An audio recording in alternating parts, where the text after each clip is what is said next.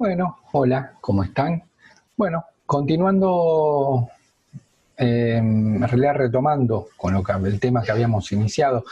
En primer lugar, aclaro, eh, vamos a continuar, como bien expliqué la última clase, para los que estuvieron presentes ya lo saben, ¿sí?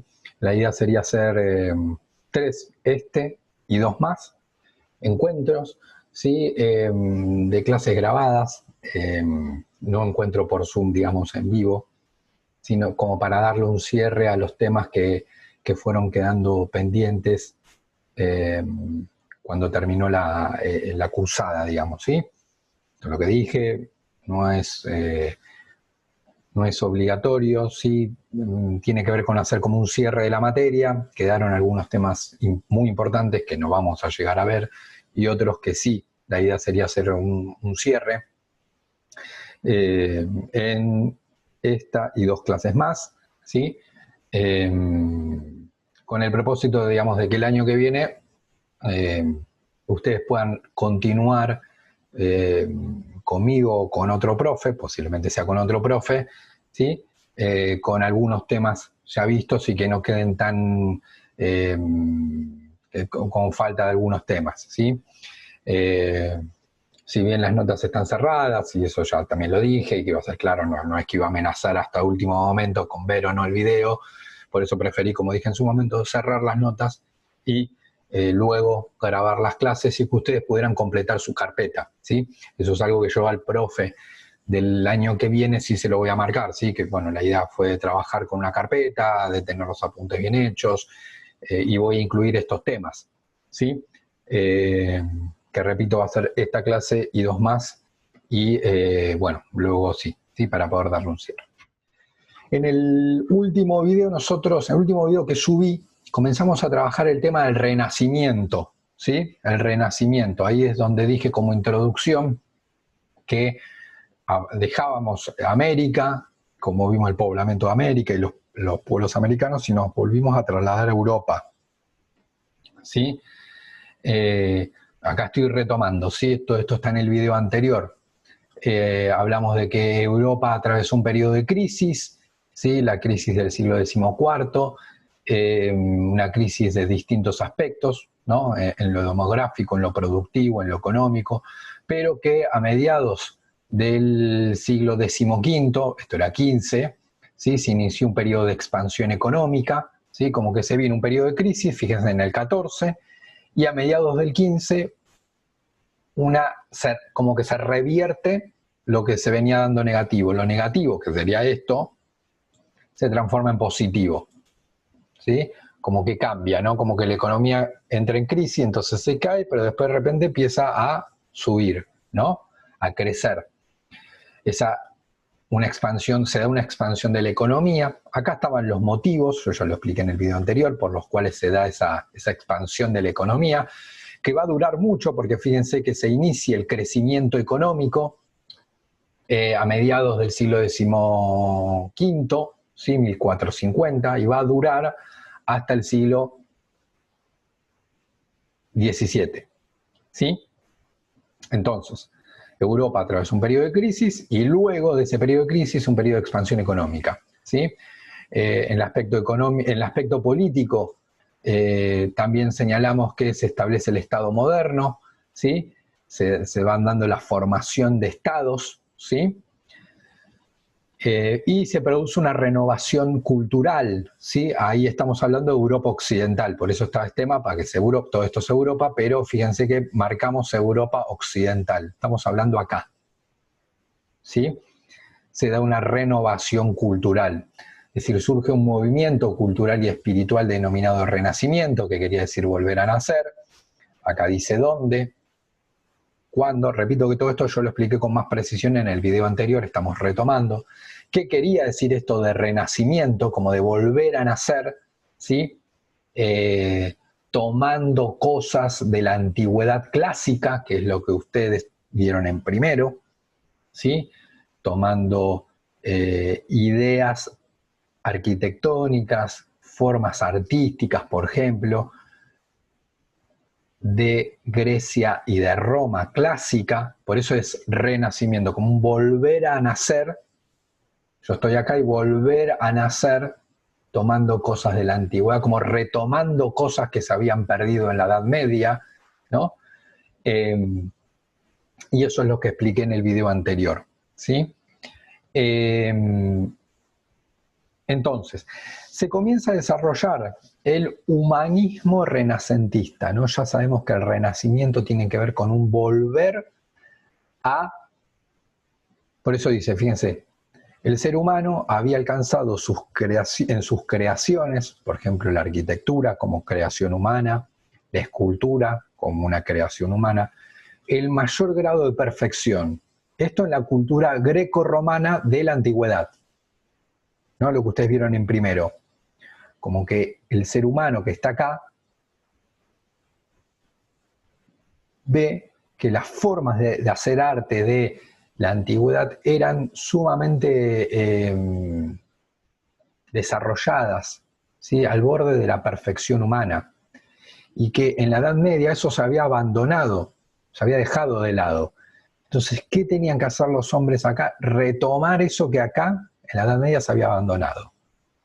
Por eso lo que dice es que el hombre, el ser humano de este presente, el que estaba viviendo en este momento, tenía que interpretar, crear, actuar en el presente, que sería este, a partir de elementos, ideas, formas que se habían desarrollado o establecido en la antigüedad clásica. Es como que se retoman ideas también que se habían desarrollado en la antigüedad clásica, ¿no? Que en la Edad Media se habían dejado de lado, se habían abandonado, como volver a tomarlas. Por eso es renacimiento, ¿no? Como un volver, por eso la palabra re, no dice, no es nacimiento, sino el renacimiento, ¿no? Como que la cultura humana se había desarrollado, había nacido, el nacimiento en el sentido como que había florecido, luego se marchitó, digamos acá, ¿sí? Se dejó de lado, se empobreció. ¿Y qué había que hacer acá? Bueno, volver a esas formas de la cultura de Grecia y de Roma, que se creían que eran las más elevadas, las más desarrolladas. Entonces, digamos que comienza a desarrollarse, entonces ya sabemos, en Europa, siempre estoy hablando de Europa occidental, sería esta parte de Europa, acuérdense, esto era Oriente, esto Occidente, ¿no? Alrededor del 1400, 1500, se da el humanismo renacentista, ¿no? Renacentista viene de renacimiento. Ahora vamos a ahondar qué es esto. Digamos que en el humanismo renacentista se dan nuevas formas de pensar y de vivir. Como que el ser humano se transforma su forma de pensar y su forma de vivir, ¿no? Su forma de vivir, ¿qué es un cambio en la forma de vivir? Bueno, nosotros este año tenemos un claro ejemplo de lo que es un cambio en la forma de vivir, ¿sí? Todos hemos tenido, incluso en todo el mundo, ya ni siquiera en una parte del mundo, sino en todo el mundo, un cambio en la forma de vivir. Y en alguna medida también un cambio en la forma de pensar, ¿no? Muchas personas fueron modificando su forma de pensar. En muchos casos es algo también como que se dio a nivel mundial, ¿no? Cambios en las formas de pensar, ¿no? Entonces, digamos que el humanismo renacentista tiene que ver o está vinculado a nuevas formas de pensar y de vivir. Se da lo que es en el humanismo renacentista un cambio de cosmovisión, ¿sí? Esto, la palabra cosmovisión, es un cambio en la cosmovisión.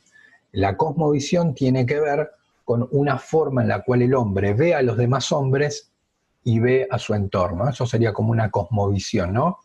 Como el hombre percibe a otros hombres, cómo se percibe a sí mismo, cómo percibe el entorno, ¿sí? Cómo percibe la naturaleza, ¿sí? El mundo, ¿sí? Cómo lo entiende. Eso sería como una cosmovisión. Vuelvo a repetir, cómo el hombre ve a los otros seres humanos, ¿sí?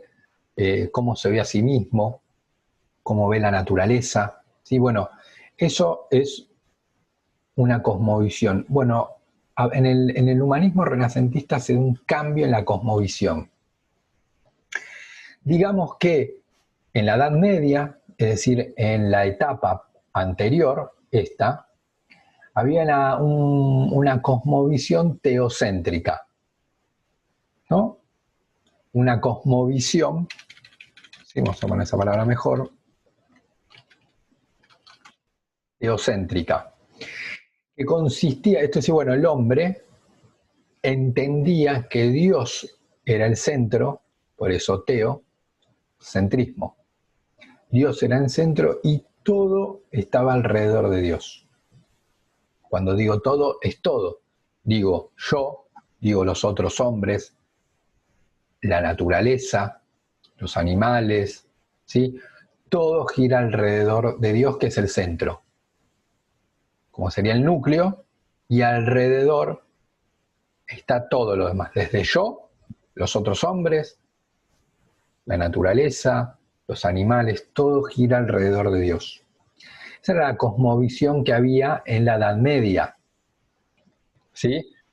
Digamos, para los hombres, Dios era un centro, ¿sí?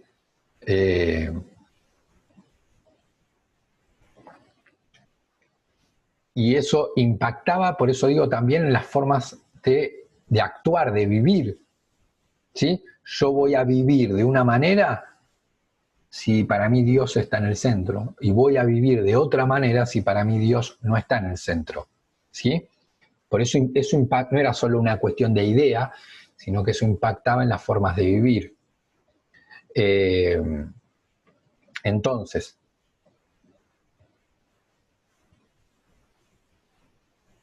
bajo esta teoría teocéntrica, ¿sí? Esta cosmovisión teocéntrica, Dios era el creador del universo, ¿sí? Del planeta Tierra, de los ríos que están en el planeta, el sol, ¿sí? Las plantas, los animales, todos, el propio ser humano, todo era una creación de Dios. Dios creó no solo el mundo, sino el universo, ¿sí? En el mundo, en el planeta Tierra, es como el lugar donde se desarrolla la voluntad de Dios, ¿no? Entonces, Dios crea el mundo y en el mundo se va desarrollando la voluntad de Dios, ¿no? El hombre va conociendo la voluntad de distintas maneras, digamos que de distintas formas, el hombre va conociendo lo que Dios quiere. Y como el hombre puede conocer la voluntad de Dios y para el hombre Dios está en el centro, va a seguir esa voluntad. Es como que Dios crea el mundo y de alguna manera Dios da a conocer su voluntad, el hombre la escucha y la hace. Sigue esa voluntad de Dios. Entonces, el mundo es un lugar en el cual el hombre conoce la voluntad de Dios y la lleva adelante. ¿Sí? Fíjense que acá lo que estoy diciendo es que el hombre lleva adelante la voluntad de Dios. No es que hago yo lo que quiero, yo como ser humano hago lo que quiero, sino que yo hago la voluntad de Dios, que conozco.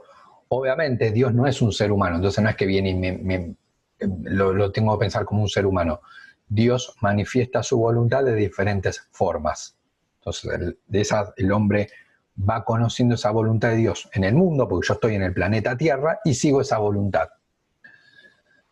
Y por último, ¿sí? La vida terrenal, es decir, la vida del mundo, ¿sí? Esto, bueno, que yo nací, fui chico, después adolescente, bueno, ahora soy más grande y después en algún momento tal vez llegué a viejo. Bueno, pero esta vida de la Tierra, ¿sí? Eso sería como la vida material, esta vida que yo tengo en la Tierra, en realidad era el paso previo a algo central. Lo central no era la vida en la Tierra, sino que lo central era entonces la vida con Dios, que eso era lo que se daba después de la muerte, ¿no? Como que en realidad la vida terrenal, eso era lo que se pensaba repito, en la cosmovisión teocéntrica, ¿no? La vida terrenal era un paso previo a la vida plena. La vida plena, la vida plena, la vida más desarrollada, no es que se va a dar en la tierra cuando, no sé, yo me reciba de la facultad, me compre una casa, tenga hijos. Como que esa, a veces uno piensa así la vida plena, ¿sí? No sé, la vida plena sea estar en pareja y bueno, me pongo en pareja y listo, o estar solo y estoy solo y bueno, esa es la vida plena, ¿no? Lo que cada uno entienda que es la vida plena. Para la cosmovisión teocéntrica, esa era en realidad algo previo, algo que está antes a la vida plena. ¿Cuál era la vida plena entonces? Bueno, que el hombre esté con su centro. ¿Cuál era el centro? Dios. Y eso se iba a dar después de la muerte. En la teoría teocéntrica estaba la certeza, ¿sí?, de que cuando el hombre moría, si había actuado bien, iba a unirse con Dios. Y ahí era la vida plena. Con lo cual, y esa era la verdadera vida. No es que, bueno, lo importante es esta vida del mundo y si después me muero y voy con Dios, buenísimo, y si no, bueno, o no creo, digamos, yo, no sé, hay gente que no cree, entonces cuando, bueno, vivo bien esta vida en la tierra porque después que me muero no va a pasar nada. Entonces, chao, listo. Después de la muerte ya está. Entonces vivo a full esta vida que es la única que tengo. No, el hombre en la teoría teocéntrica no pensaba eso. Pensaba en realidad que esta vida que nosotros conocemos era algo, si se quiere, como secundario en relación a lo principal, que era la vida plena que se alcanzaba con Dios. ¿Sí? Porque Dios era el centro. ¿Sí? El hombre era como una creación de Dios. Entonces, ¿cuándo el hombre va a ser pleno? Bueno, cuando vuelva a estar con Dios en el cielo. En todo eso hay un cambio. En todo esto, ¿sí?, en esta teoría teocéntrica, ¿sí?, en esta cosmovisión, ¿sí?, que yo expliqué acá, eso es lo que se desarrollaba en la Edad Media, se desarrolló mucho en la Edad Media, y fíjense que acá se separa, termina la Edad Media, y acá las personas comienzan como a ver un cambio en esa cosmovisión, en esta idea de que Dios era el creador del universo, en el mundo se desarrolla la voluntad de Dios y uno tiene que seguir la voluntad de Dios. Ahora vamos a ver bien qué tipo de cambio, ¿sí? En relación a ese cambio, ¿quién lo propone? ¿Quién lo impulsa de alguna forma? Bueno, va a ser sobre todo un sector muy importante que yo no nombré, que es la burguesía, ¿sí? Ese nuevo grupo social introduce un cambio muy fuerte en la cosmovisión teocéntrica. ¿Qué cambio introduce? Introduce la idea de que en el centro ya no va a estar Dios, sino que va a estar el individuo, el hombre. ¿Sí? El hombre, ¿sí?, como sustancia individual, es decir, yo soy una sustancia individual de otro, incluso de mi papá y de mi mamá, que ellos me concibieron, ¿sí? Bueno, incluso de ellos, yo soy una persona separada, ¿sí? Los puedo querer mucho, puedo querer que estén bien, ellos seguramente quieren que yo esté bien, pero yo soy una sustancia separada de esas personas, de mis amigos, ¿sí? De la naturaleza. Seguramente yo necesito del oxígeno, necesito del agua para vivir, pero yo soy una sustancia separada del agua. Está claro que yo sin líquido no podría soportar más que un par de semanas. Después me moriría, soy como dependiente del agua, ¿sí? Y de la comida, pero yo soy una sustancia separada de eso. Yo necesito, para estar en este mundo, de mi mamá y de mi papá, en lo afectivo y en lo biológico, pero yo soy una sustancia separada de mi mamá y de mi papá. Entonces, lo que dice la burguesía es que en el centro en realidad está el individuo, eso es lo principal.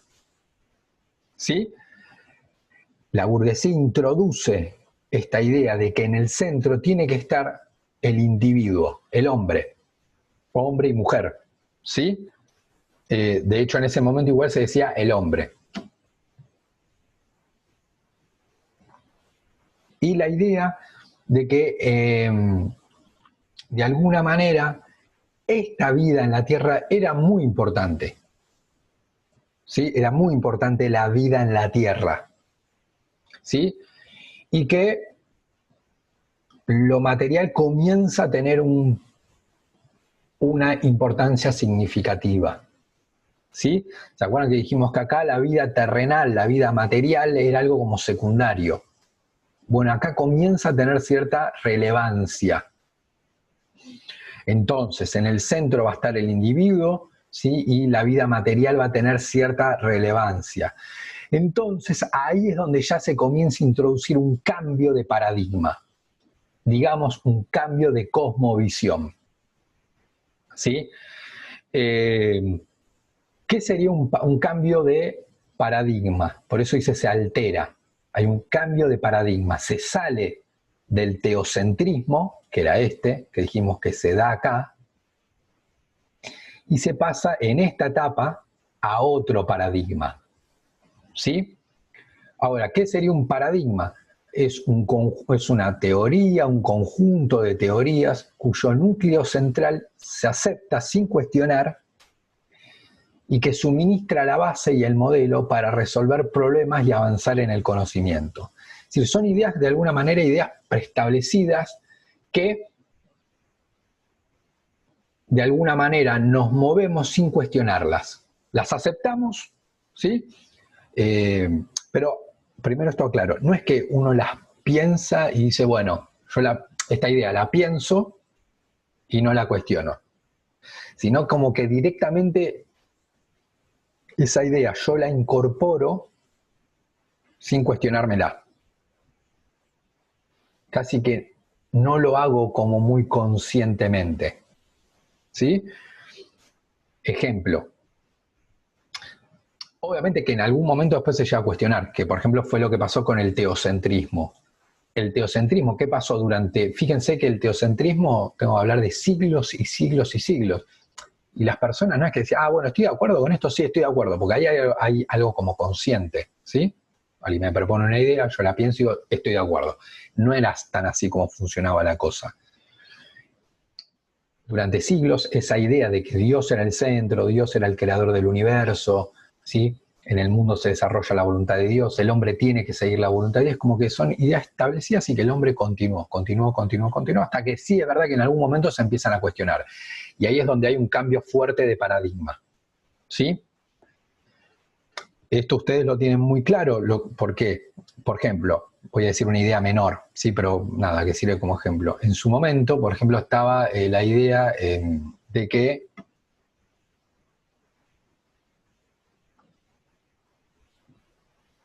no sé, de que había que ejercer la violencia sobre los hijos, incluso por parte de los papás. Y hubo generaciones y generaciones, ¿sí?, que vivieron de esa forma. ¿Sí? Bueno, esa es como una idea establecida. No es que la familia, digamos, no es que todas las personas del mundo se levantaban y se preguntaban, ¿está bien si el chico, mi hijo hace algo que no está bien pegarle? No es que se lo preguntaba. Y así no, me parece que sí está bien pegarle, me parece que está mal. Como que no se lo preguntaba. Es como que directamente los papás a veces actuaban así, ¿sí? Porque la sociedad era así. Y eso duró mucho tiempo. Hasta que obviamente, ¿qué fue lo que pasó? Bueno, un cambio, surgió un cambio, y ahí sí, muchas personas se comenzaron a preguntar, che, ¿está bien si un chico hace algo que no corresponde? Mi hijo hace algo que no corresponde, ¿está bien que le pegue? Como que se lo comenzaron como a preguntar, y bueno, y ahí sucedió un cambio, porque muchos plantearon de que no, que es sumamente negativo hacer eso, ¿sí? Y que no además de que no corresponde, el chico no aprende así. Entonces, ahí se da el cambio de paradigma. Pero fíjense cómo había una idea preestablecida. Otra idea preestablecida, por ejemplo, puede ser, bueno, la mujer no tiene que estudiar, tiene que quedarse en la casa limpiando y cocinando. Bueno, eso era una idea preestablecida. No es que todas las mujeres del mundo durante años se lo preguntaban eso y decían, bueno, yo tengo que trabajar, es como, bueno, la sociedad es así y ya está. Ahora nos damos cuenta de que, bueno, eso cuestionamos esa idea. ¿Sí? Entonces, por eso acá dice teoría o conjuntos de teoría cuyo núcleo central se acepta sin cuestionarse. Como que son esas ideas que nosotros desarrollamos. Por ejemplo, y esto ya empieza a haber algún cambio moderado, pero bueno, muchos comemos animales. Y tal vez, ¿sí? Pasa, y ya sabemos que hubo generaciones, generaciones y generaciones que comieron animales sin cuestionárselo. Muchos, incluso ahora, por ejemplo yo, como animales, y la verdad que no me da culpa eso. No es que yo, uy, pobre animal. Bueno, tal vez lo que pase, o no, no lo sabemos. En 50, 100 años es que la sociedad diga, che, no, mirá, eso está mal. Es pésimo, ¿sí? Y cambie eso. Pero la verdad que ahora hay como una idea preestablecida. ¿Cuál sería la idea preestablecida que uno tiene sin cuestionar? Bueno, comer animales, que digamos no nos genera culpa, ¿sí? Yo todos los días no me levanto preguntándome si tengo que o no comer animales. Como que bueno, es algo que ya estoy en la sociedad y como, punto, ¿sí? Es como una idea que yo acepto sin cuestionar. De hecho, ni me lo pregunto. Es como que bueno, es así. Pero obviamente sabemos que eso sin cuestionar en algún momento puede cambiar. No es siempre va a ser así, no lo sabemos. También en un futuro cambie, tal vez no, ¿sí? Entonces, ¿qué sería un paradigma? Sería ese conjunto de ideas que se acepta sin cuestionar, ¿sí? Y que suministra la base y el modelo para resolver problemas y avanzar en el conocimiento. Entonces, lo que sucedió es un cambio de paradigma. Digamos que el hombre del feudalismo era más bien teocéntrico. Y era como que esta serie de ideas, ¿no? Yo las pensaba, mi hijo, mi nieto, mi tataranieto, mi tatara, como que son generaciones y generaciones que pensaron esto. Y ahí se da un cambio. En un determinado momento se da una ruptura, un cambio. Por eso acá lo separo. Y hay un cambio de paradigma que ya sabemos que lo impulsa la burguesía, con la idea de que el centro ya no es Dios, sino que es el individuo, como sustancia individual, ¿sí? Separada del resto.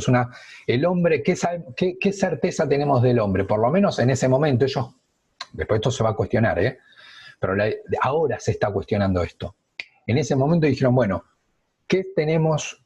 ¿Cuál es el centro? Bueno, el centro es algo que sabemos. ¿Y qué es lo que sabemos? Que hay individuos separados de otros individuos y de su entorno, ¿sí? El agua, la naturaleza, ¿sí? Y que son individuos de naturaleza racional. Lo que sabemos, lo que diferencia al hombre. ¿Qué hace a un hombre? Un hombre lo hace diferente de un mono o de un perro. Que el perro también es individual, sí, pero no es racional. Y ahí entra el perro, los monos, ¿sí? Las aves, ¿sí? El hombre tiene la particularidad de que es una sustancia individual, ¿sí? Racional. Eso lo separa de otros animales, ¿sí? Lo separa del resto de la naturaleza, ¿sí? Y además, como decíamos, es una sustancia individual, ¿sí? Es separado de otros hombres, ¿sí? Es el ejemplo que yo decía de mis amigos y yo, mi mamá y mi papá y yo, ¿sí? Yo obviamente necesito de ellos, pero yo soy algo separado de mi mamá y de mi papá, ¿sí? Entonces, ahí se crea, dice, bueno, el centro tiene que ser el individuo. Y ahí pasamos a una cosmovisión, paradigmas, funcionarían como algo relativamente similar. Se sale de un paradigma o una cosmovisión teocéntrica a una cosmovisión antropocéntrica.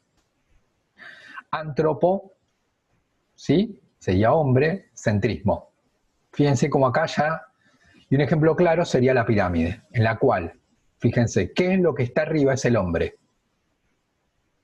Pasamos de un gráfico en círculo donde el centro es Dios y donde prácticamente dice universo, a una pirámide cuya parte principal es el hombre, ¿sí?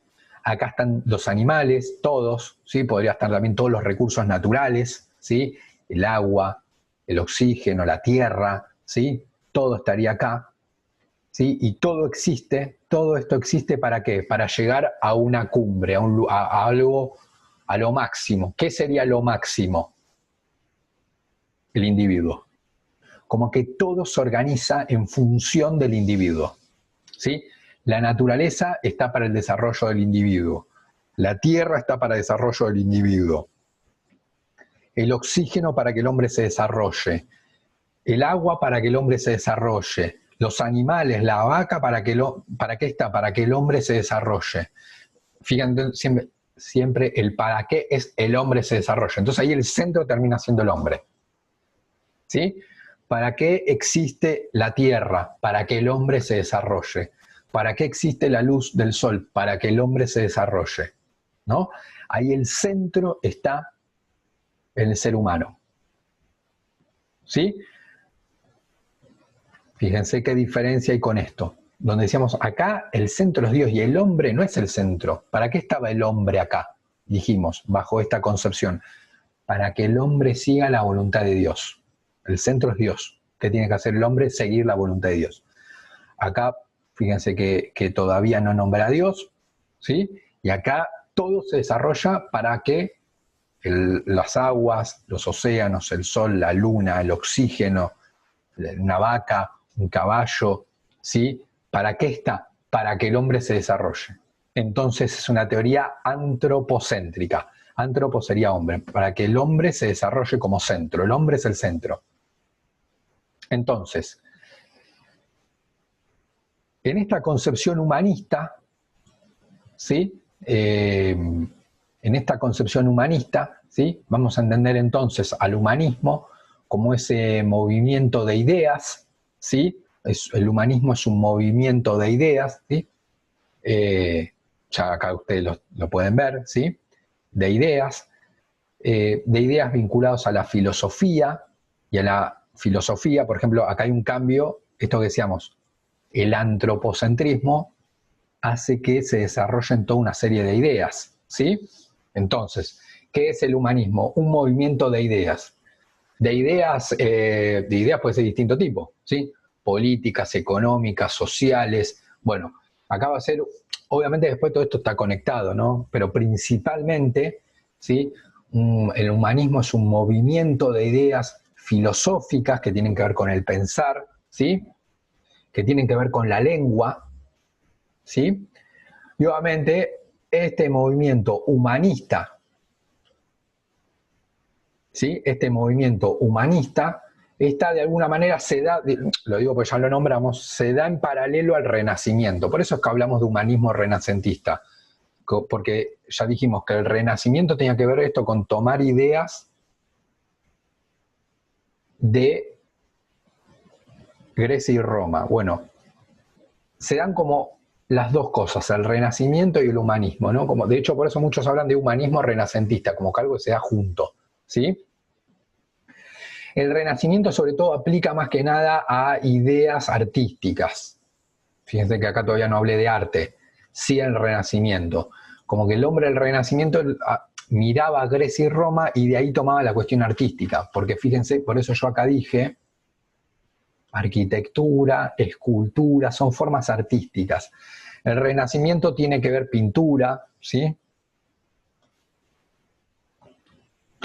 Tiene que ver con lo artístico. Y esto, fíjense que yo lo que estoy explicando acá, esto del teocentrismo, del antropocentrismo, no tiene que ver con el arte. Entonces ahí es donde entra lo humanista, ¿sí? De hecho, fíjense, humanista, como que el centro es el ser humano, humanista, ¿sí? Muchos hombres renacentistas además eran humanistas, eran las dos cosas, por eso hablamos de humanismo renacentista.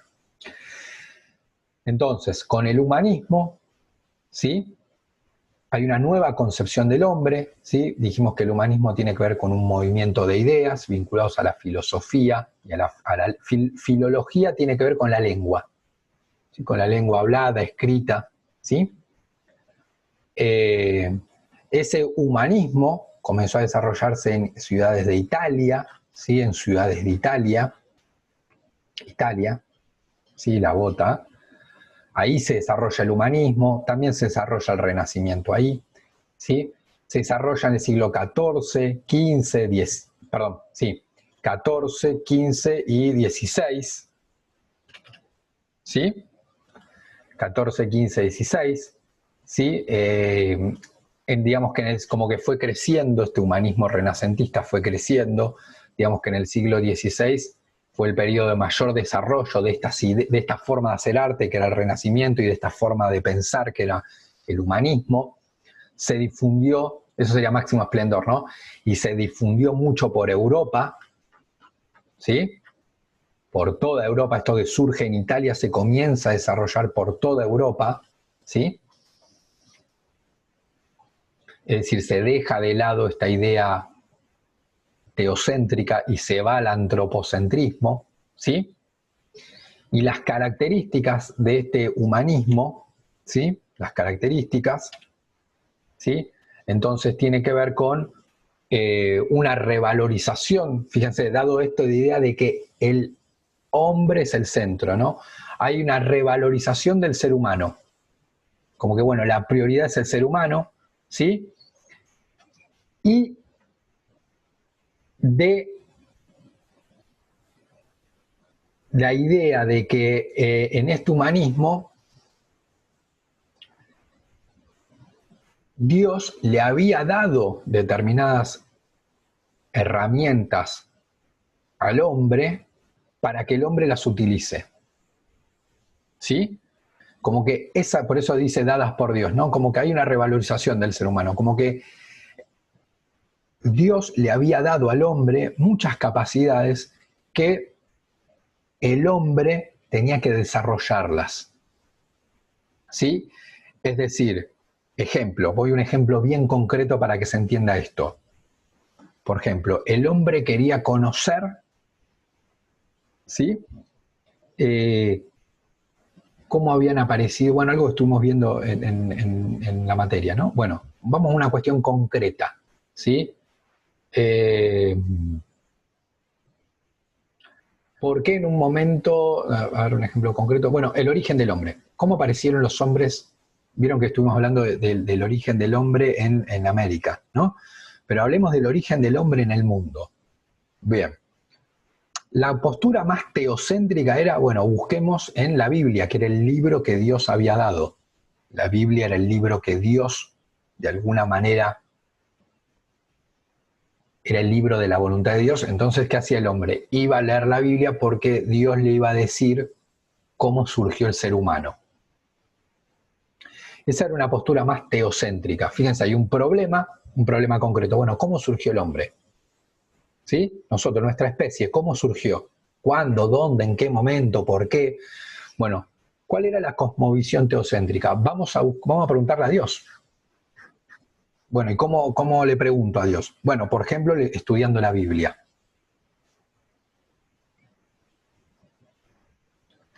Para el humanista, ¿sí? Para el humanista, ¿qué dice? Dice, no, lo que tenemos que hacer es, Dios, ¿qué nos dio? ¿Qué le dio al hombre? Bueno, la capacidad de razonar y de pensar, ¿sí? Y de conocer por sí mismo. Entonces, ¿qué es lo que tenemos que hacer? Está bien la pregunta de, bueno, ¿cómo surgió el hombre? Esa pregunta es válida, pero es el hombre con sus capacidades dadas por Dios, por ejemplo, la capacidad de pensar, la capacidad de ver, ¿sí? La capacidad de tocar con las manos, bueno, sí, hacer experimentos. Bueno, ahí es como tenemos que resolver esa pregunta. Es decir, el hombre en sí mismo es el que tiene que buscar la respuesta de cómo surgió el ser humano en el mundo. ¿Sí? Es el hombre a partir de sus capacidades. Fíjense ahí cómo vuelve lo antropocéntrico, la idea de que el hombre no dice, bueno, voy a leer el libro de la Biblia porque fue escrita por Dios. No, dice, Dios le dio determinadas capacidades al hombre y el hombre las tiene que utilizar. ¿Sí? Entonces, hay una revalorización del ser humano en el sentido de, bueno, dice, bueno, con sus capacidades, ¿qué capacidad tengo? Digamos, el ser humano no es Dios, así que todo no puede, pero tiene algunas herramientas. Puede pensar, puede ver, puede hacer experimentos. Bueno, de esa manera tenemos que, utilizando eso, que son herramientas humanas, porque son los que tienen los seres humanos, es que tenemos que llegar a la respuesta de cómo surgieron los hombres. a partir de las cuales conocer el mundo. Es decir, con sus capacidades el hombre tiene que salir a conocer el mundo. ¿Sí? Entonces, ¿cómo conozco? Yo te diré un ejemplo, ¿no? ¿Cómo conozco el mundo natural, la biología, la química? ¿Cómo conozco el mundo social, la historia? Bueno, pero todo eso lo tiene que impulsar el hombre. ¿Sí? Y ahí entran un montón de preguntas, ¿no? Dice, bueno, fíjense que lo que estoy diciendo es que se comienza a desarrollar la ciencia en realidad, porque eso es la ciencia. ¿Qué es la ciencia? ¿Qué hacemos con la vacuna? ¿Cómo resolvemos el tema del COVID? Bueno, con las capacidades del hombre, no hay otra. Con las capacidades del hombre, investigando, probando, no funciona, se prueba otra vacuna, no funciona. Es como que, fíjense, en este año se pusieron a full las capacidades del hombre para resolver un problema. ¿Qué problema surgió? El COVID. Bien, eso es la ciencia, se pusieron a investigar, ¿sí? Que, bueno, se investiga un hombre, investiga otra persona, ¿sí? Vemos que el primer ensayo no funciona, el segundo no funciona, la tercera sí, pero bueno, se puede mejorar, bueno, ¿sí? Entonces, el hombre puede resolver un problema a partir de su capacidad, ¿sí? Lo que hace el hombre es, de alguna manera, resolver un problema, ¿sí? Y conocer, porque digamos, el hombre se lanza a conocer el mundo, cuando digo mundo digo todo, tanto lo natural como lo social, ¿no? Porque después está la cuestión social, ¿no? ¿Por qué vivimos en sociedad? ¿Cómo nos tenemos, cuál es el mejor sistema económico? ¿Cuál es el mejor sistema político? Bueno, eso es un conocimiento más social. Pero, digamos, ¿cómo nos tenemos que organizar como sociedad? Por ejemplo, es una pregunta. Bueno, la respuesta también la busca el hombre. Porque ahí es donde el hombre se junta con otros hombres y, bueno, busca la forma en la cuál es la mejor manera que nos organicemos como sociedad. Por ejemplo, bueno, que haya leyes. Bueno, eso es algo a lo cual se llega a partir del diálogo entre seres humanos. Entonces, digamos, con el humanismo renacentista, ¿sí? Se llega a la idea de que el hombre es capaz de conocer a través de la razón y la experiencia, que eran herramientas humanas, la razón y la experiencia, ¿sí? Como eran dos grandes capacidades que tenía el hombre para conocer el mundo, para conocer la naturaleza y para conocerse al propio hombre, ¿sí? El hombre tiene dos herramientas para conocer, eso hasta hoy. ¿Cómo conoce el ser humano el mundo? Ahora ya podemos decir el universo, ¿sí? Porque el hombre salió del mundo de la Tierra, ¿sí? Y conoce el Sol, conoce la Luna, conoce otros planetas, ¿sí? Bueno, pero ¿cómo? Y a su vez también el hombre puede conocer cuestiones sociales, de historia, de ciencia política, de sociología, de psicología, el hombre que se investiga hacia mismo, hacia adentro. ¿Cómo? A través de la razón y la experiencia, ¿sí? El razonamiento sería, pensemos con algo matemático, ¿sí? ¿Cómo yo resuelvo un problema matemático? Con la razón. ¿Sí? No tengo otra forma. Con la razón, razonando. Pero no es la única manera, porque también está la experiencia, ¿sí? ¿Qué sería la experiencia? Es, ejemplo, ¿qué es lo que se hace en un laboratorio? ¿Sí? Yo no es que me siento en mi casa y digo, o el tema de la vacuna, ¿sí? No es que se pensaron, dijeron, bueno, a ver, pensemos cómo es la mejor vacuna. No, ahí se prueba un ensayo, se prueba, funciona o no funciona, entonces volvés a probar como algún experimento que ustedes hicieron en el laboratorio del colegio. Es algo que en realidad vos de antemano no lo sabes hasta que lo probás. Pero no lo sacás en sí mismo con la razón, sino probándolo con la experiencia. Es como que yo les diga, voy a un ejemplo más simple, ¿cómo ustedes aprendieron a andar en bicicleta? ¿Sí? ¿Cómo aprendieron a andar en bicicleta? Alguien te lo puede explicar razonadamente, pero ahí está funcionando la razón. En realidad vos, ¿cuándo aprendés a andar en bicicleta? Cuando haces la experiencia. ¿Sí? Cuando lo haces en la experiencia andar en bicicleta, ahí vos aprendiste. Yo te puedo explicar 10 horas cómo andar en bicicleta, pero tal vez no sabés andar en bicicleta. ¿Cuándo aprendiste a andar en bicicleta? Cuando vos te subiste a una bicicleta y empezaste a pedalear. Ahí hiciste la experiencia. Entonces, el hombre tiene esas dos maneras, la experiencia y la razón. ¿Para qué? Para conocer. Alguien utilizó la experiencia para conocer algo. ¿Qué es conocer algo? Andar en bicicleta. Antes no, era un conocimiento que no tenía y ahora lo tiene. ¿Cómo? Haciendo la experiencia de andar en bicicleta, ¿sí? Entonces, el conocer, ¿sí? Ya sea conocer algo natural o algo social, lo llevaba al hombre al conocimiento crítico, ¿sí? Me quedan 2 minutos y ahí corto, ¿sí? Lo lleva al hombre al conocimiento crítico, ¿sí? Porque el conocer, ¿sí? Esto que viene por eso van a entender lo que decíamos antes, ¿sí? El conocer, ¿sí? Bueno, yo tengo la razón y la experiencia. Bueno, a partir de ahí comienzo a conocer el mundo natural y el mundo social, ¿sí? Acá adentro tengo la economía, la historia, la política, ideas culturales, ¿sí? Y acá adentro tengo, no sé, las plantas, los animales, los ríos, el clima, ¿sí? Conocer eso con la razón y con la experiencia hace que, de alguna manera, yo comience a investigar temas, ya sea sociales o de alguna manera naturales, y cuestione, porque yo digo, mirá, en la cuestión cultural, esto es de determinada, hasta ahora es de determinada manera, pero lo estoy razonando, lo estoy pensando y no es tan así. Entonces era el conocimiento crítico, esto que decíamos de pegarle a los chicos cuando hacen las cosas mal. Bueno, eso en algún momento alguien lo conoció, lo razonó, lo pensó y lo comenzó a cuestionar. Lo mismo de cuestiones, si se quiere, más de índole natural, ¿no? O sea, bueno, ¿por qué llueve? Y capaz, hasta ese momento todos pensábamos que llovía por tal cosa, hasta que alguien lo comenzó a razonar y dijo, no, pará, lo que dijo aquel tipo, que llueve porque tal cosa, está mal. Porque yo investigué y me di cuenta que lo que él dice está mal porque, pero ahí lo tengo que fundamentar. Lo que pasa, hay un conocimiento, por eso es crítico.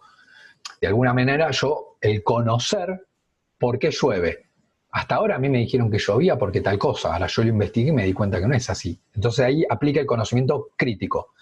En el humanismo se comienza a dar ese conocimiento crítico, tanto de lo social como de lo natural, ¿sí? Como a cuestionar, por eso fíjense, cuestionar conocimientos previos, ¿no? Como dice, bueno, llueve porque tal cosa, hasta que alguien lo puso a investigar. Eso es algo natural. O el hombre está en la tierra porque tal cosa, y alguien dijo, para, a ver, lo estoy investigando y no es tan así, ¿sí? Entonces, el conocer, esta búsqueda del hombre por conocer tanto lo natural como lo social, llevó al hombre a querer leer y escribir, ¿sí? Es decir, bueno, a ver, yo quería conocer, entonces, bueno, yo quiero conocer tal cosa de historia o de matemática. Bueno, entonces voy a leer sobre historia o matemática, ¿sí? Y esto que decíamos, puede ser que cuestione, que diga, mirá, este ejercicio me dijeron que era tal cosa y lo estoy razonando y es tal otra, ¿sí? Entonces, ahí esta búsqueda del hombre por conocer, ¿sí? Fíjense que nosotros estamos conociendo todo el tiempo, a nosotros nos ha pasado, a todos, tanto a ustedes como a nosotros, a conocer herramientas tecnológicas con la pandemia, ¿sí? Hizo que se desarrollaran, por eso es que hablamos acá de la filología, que era esto, dijimos filología tiene que ver con la lengua, de que el hombre dice, bueno, ya que me voy a introducir en temas, yo me voy a meter en determinados temas, a investigar, a leer y a escribir lo que me parece de esos temas, que pueden ser naturales o temas más vinculados a las ciencias sociales, comienzan a desarrollarse en lenguas autóctonas. ¿Cuáles son las lenguas autóctonas? La de ese lugar. Entonces, a partir de ese momento, ¿sí? Es como que ustedes quieren aprender un programa, ¿no? De compu. La verdad que sí. ¿Qué les sería lo más cómodo? Que esté en castellano. ¿Cómo manejar ese programa? Que sería la lengua autóctona. ¿Sí? Porque si está en coreano y se nos complicaría. ¿Sí? Entonces, esta búsqueda del hombre por conocer lo natural y lo social hizo que se desarrollaran mucho las lenguas de los lugares, ¿no? Y se va dejando de lado una lengua universal. Nosotros tenemos una lengua universal en la actualidad que sería el inglés, ¿sí? En ese momento no era el inglés, sino que era el latín. Latín que en realidad era una lengua que venía desde Roma. Eso sí se mantuvo. ¿Se acuerdan que dijimos que muchas cosas en la Edad Media se deja de lado de la antigüedad? Una de las cosas que se mantuvo fue el latín, Entonces, latín continuó, y eso sí acá lo cortan. Como que se comienzan a desarrollar las lenguas locales. Acá están como los orígenes de, por ejemplo, el castellano, el inglés, ¿sí? El francés, como las distintas lenguas se comenzaron a desarrollar en ese momento, ¿no? Entonces, había alguien en España que quería conocer sobre tal tema. Entonces, leía en su lengua y escribía en su lengua. Lo mismo sucedía en Inglaterra. Alguien leía en su lengua y escribía en su lengua. Y ahí se comienzan como a desarrollar las lenguas de los territorios, ¿sí? Y se deja de lado el latín como lengua universal, ¿sí? Eh, bien, bien. Bueno, cortamos acá, después subo el siguiente video, ¿sí?